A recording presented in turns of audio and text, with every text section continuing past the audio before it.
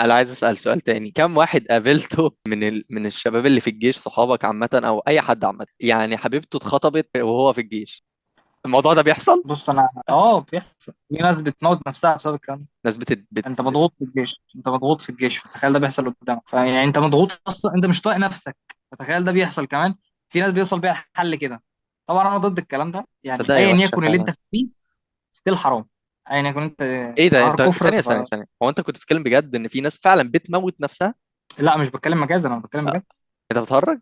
لا لا، اه والله. مش مصدقك. لا هتصدقني لما تشوف بعينك هتصدقني.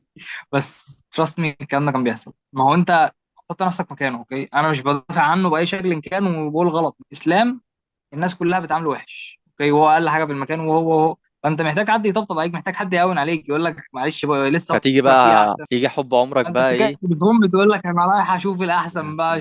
شوف انت رايح فين بقى.